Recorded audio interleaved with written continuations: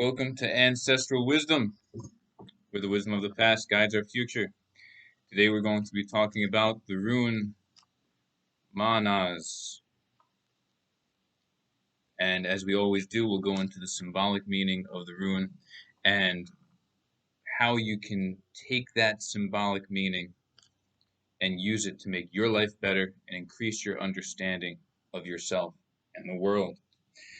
I did just record this video, but my mic wasn't working, so I'm out here in the relatively warm gazebo, and I might be a bit sweatier than I was on the first take, but oh well. Um, so the first thing that I want you to think of when you hear the word manas is the word man. That just means human being in this sense, right? The a person, but it's not just the mundane meaning of the word man. It's man as man relates to a divine ancestor. And before we go into that, I just want to mention a few of the other videos I have that are related to this topic. So after you watch this video, if you want more information about it, you can take a look at the video I made about Hercules, the one on Odin, and the one on Odysseus. I believe they were all titled something similar to Who is Hercules really? Who's Odysseus really? Etc. And many of the concepts that were mentioned there are also very important to the understanding of manas. So it's not just man, it's not just a person. It's a person who has spent the time to balance all of the different aspects of their personality, all of the impulses that are within us that our ancestors anthropomorphized and writ large in the sky with these godheads and stories. All of those are impulses that are at war within us. And if we can take those impulses and we can balance them, we become, well, how do you say what we become? Some people would say we become the best version of ourselves, and that's accurate. You can also just as accurately say the exact same thing. We become divine on this planet. We become the complete balance of all of the different gods in one person. You know, Odysseus went through his journey, and throughout his journey, he learned how to control his hubris, his excessive wisdom. He's known for his wisdom and his cleverness, and that led to hubris, excessive pride, which was his downfall. So him having a lot of wisdom actually was a bad thing until he could bring that wisdom into balance with the rest of his qualities. That way it didn't serve contrary purposes.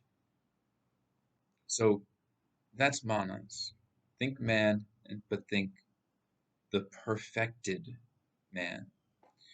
Now, we have our symbol manas here. I also have my notes to make sure that I don't forget to say anything. That's important, always. Um, so I remember reading a history of Greece that was very meaningful for me. The History of Greece to the Death of Alexander is the name of the book. And one thing that struck me was that all of the different towns, all of the different places in Greece, they all trace their lineage to certain divine figures. So you might have one town that traced their lineage to Poseidon, and another town where they all traced their lineage to Hercules. And that's something that pagans traditionally do. We view ourselves as linked genetically to the divine, but that can be very easily misunderstood. It does not mean that we believe that some sort of anthropomorphic deity came down from the sky and then was the progenitor of our particular line. No, in fact, it's actually the opposite. We instead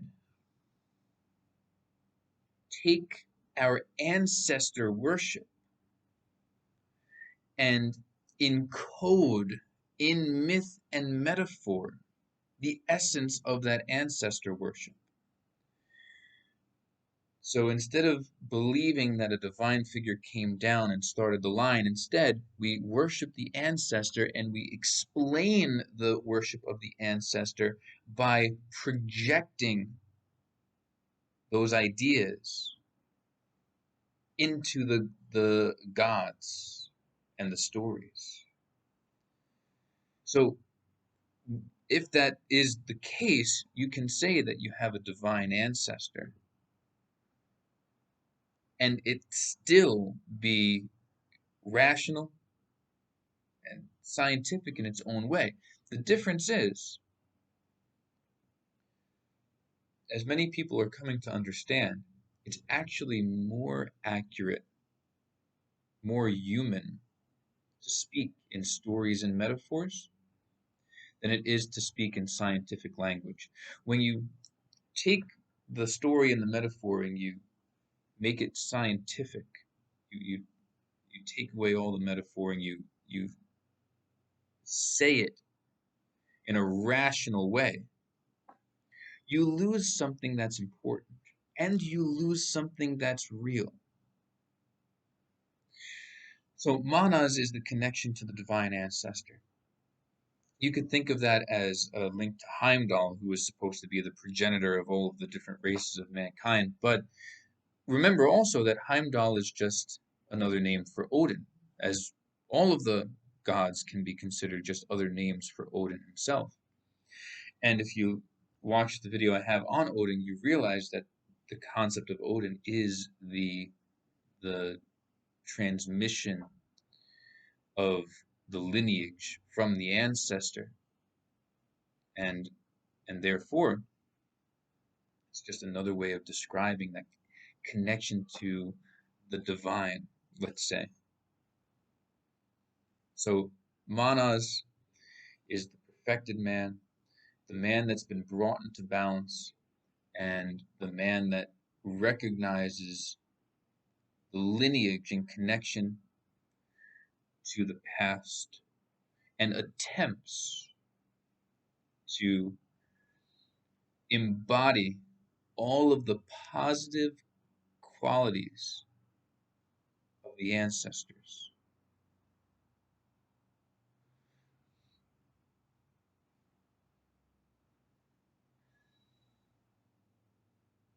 How can you use Mannaz to make your life better?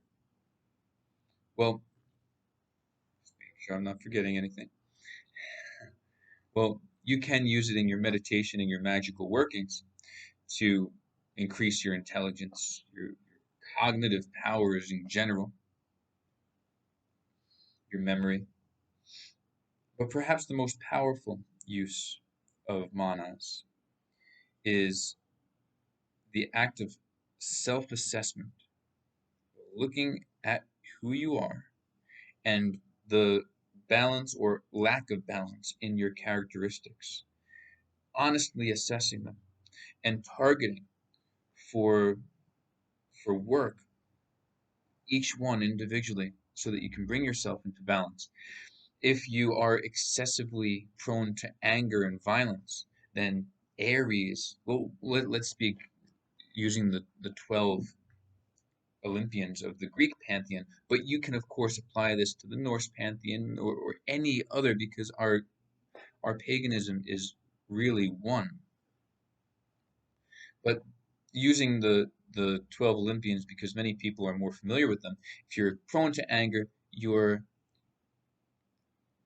the impulse within you that was anthropomorphized and called Aries is out of balance in one direction. So you need to bring that into balance, otherwise it will serve contrary purposes to your own and get in the way of you achieving your goals. If you are not capable of violence at all and you cannot protect yourself or your loved ones, then area is out of balance in a different direction, and it's up to you to bring it back into balance. If you are excessively lustful, then the impulse within you that was called anthropomorphized and called Aphrodite is out of balance in one direction. So it's up to you to bring it back into balance. If you do not love yourself, or you feel as if you're incapable of loving others, well, then Aphrodite is out of balance in the other direction. You have to work in order to get that into balance. These things can take years. Bringing yourself into balance is an ongoing effort that is a lifelong goal. And you might never fully achieve it, but it's the goal itself, and having that goal to strive for so that each day you become slightly better than you were the day before. That's the important thing. So, how to use Mannaz to make your life better? Meditate upon Mannaz and find where you are out of balance. When, like Odysseus, you can shoot the arrow through all 12 axe handles, representing the perfect balance within you of all of the different impulses that are represented by the gods. Then you will be the perfected human being. You will embody the spirit of Mannaz. And every other goal that you have in your life will be that much easier to achieve.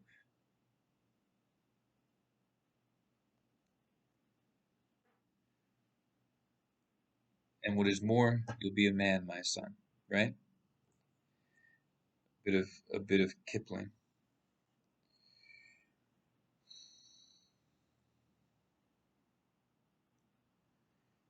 Eurus theresas, ansus raido cenas, gebo onjo hagalas, audis iera, uas per helgas, sohilotivan, Urcano e humanas, lagus invas degas,